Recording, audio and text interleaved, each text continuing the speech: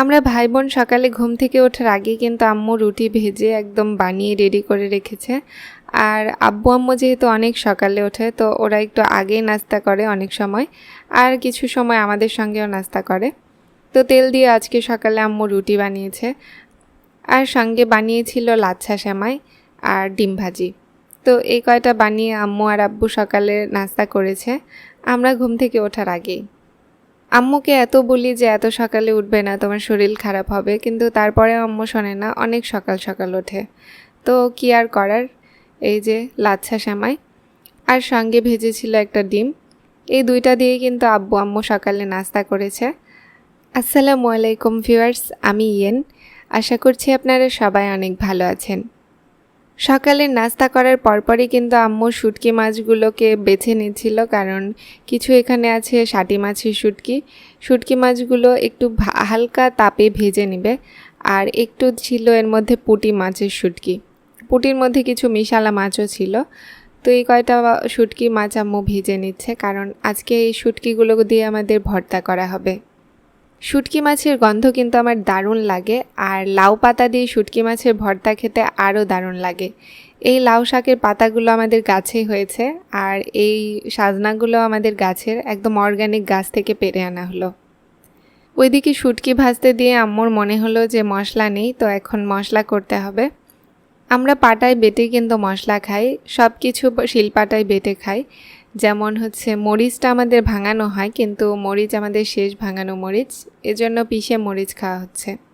আর আদা বাটা, জিরা বাটা, রসুন বাটা, যেটাই বাটা হোক সেগুলো কিন্তু আমরা শিলপাটাতেই বাটি।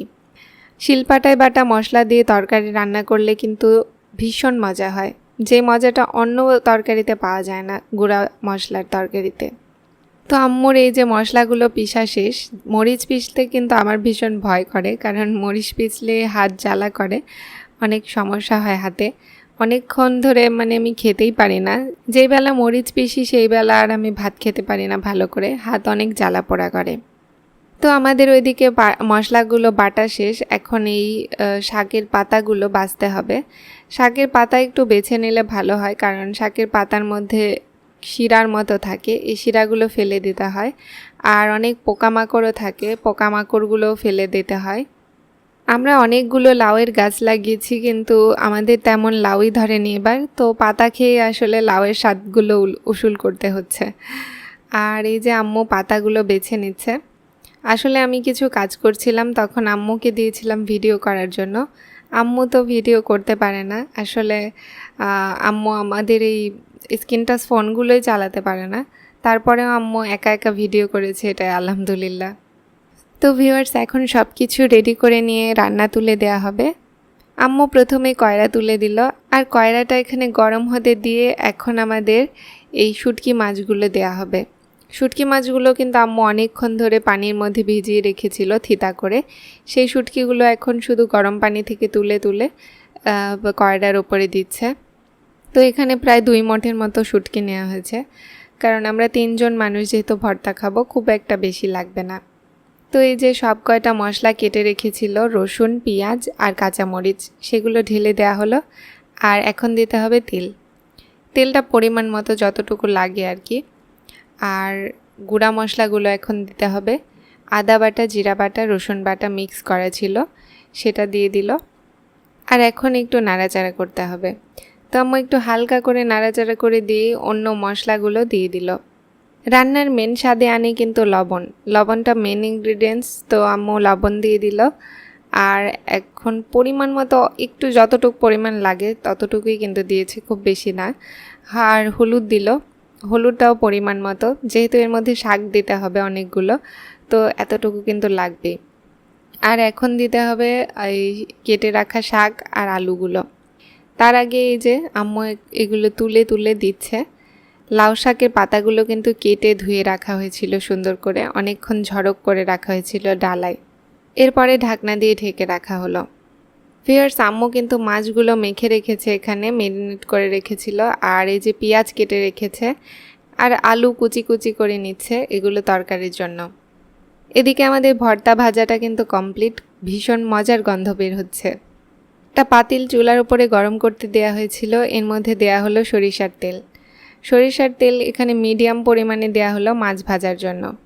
তো এই যে মাছ কয়টা ছেড়ে দেওয়া হলো, এগুলো পুঁটি কার্প মাছ হয়তো বা, হ্যাঁ পুঁটি কার্পই, আমি আসলে ঠিক নামটা জানি না, ভুল হলে সবাই মাফ করবেন। তো মাছগুলো আমরা খুব সুন্দর মরমরে করে ভেজে নিলাম। মাছের পেট ভর্তি কিন্তু ডিম ছিল, এজন্য মাছগুলো খুব মজার, খুব টেস্টি মাছ। এখন পাতিলে এই তেলের মধ্যেই কিন্তু আমরা তরকারিটা রান্না করব। তো পাতিল দিয়ে একদম ধোয়া বের হচ্ছে, এর মধ্যে আম্মু ছেড়ে দিল পেঁয়াজ কুচি। পেঁয়াজ কুচি ছাড়ার পরে এর মধ্যে দিতে হবে তেল, সয়াবিন তেলটাই কিন্তু আমরা ইউজ করছি। মাছ ভাজার সময় সরিষার তেল দিয়েছিলাম। এখন পেঁয়াজগুলোকে তেলের মধ্যে সুন্দর করে নাড়াচাড়া করে মিক্স করতে হবে, আর কেটে রাখা কাঁচা মরিচ দিতে হবে। আম্মু কয়েকটা মরিচ কেটে রেখেছিল লাল, সেগুলো দিল। আর এখানে দিতে হবে আদা বাটা, জিরা বাটা, রসুন বাটা, এগুলো কিন্তু আমরা একসঙ্গে পিষেছিলাম। আর মরিচ বেটে রাখা সেটাও দেয়া হলো। এখন এগুলোকে ভালো করে একটু ভাজা ভাজা করতে হবে। আজকে আমার আম্মুর শরীরটা ভীষণ খারাপ লাগছে, আর নওগাঁতে ভীষণ গরম, তো এই জন্য আজকে নিচেই রান্না করা হচ্ছে। তো এই যে একটু হলুদ দিল আম্মু যতটুকু লাগে, তারপরে লবণ দেওয়ার পরে এখন তরকারিগুলোকে ঢেলে দিতে হবে। আজকে আমরা বেগুন, আলু আর সাজনা দিয়ে একটা মিক্স তরকারি করব। নওগাঁর মানুষজন কিন্তু আমরা ভীষণ সাজনা প্রেমিক, আমরা ভীষণ সাজনা খাই। আর আমাদের গাছে যেহেতু সাজনা হয় সেহেতু কথাই নেই, প্রতিদিন আমাদের সাজনার একটা তরকারি থাকতেই হবে। এদিকে তরকারিটাকে ঢেকে দিয়ে আম্মু এদিকে চলে গেল ভর্তা পিষতে। আমরা শিলপাটায় বেটেই কিন্তু ভর্তা খাই। একটু আগেই তো আমি বললাম যে আমরা সব কিছু শিলপাটাতেই বাটি, ব্লেন্ডার ইউজ করি না। তো আম্মু ভর্তাটাকে এত সুন্দর করে ভেজেছিল, আজকের ভর্তাটা অনেক টেস্টি হয়েছে। আমি কিন্তু আগেই চেখেছি রান্নার আগে। ভর্তা পিষতে পিষতে এদিকে আব্বু বাজার করে এনেছে দুপুরের।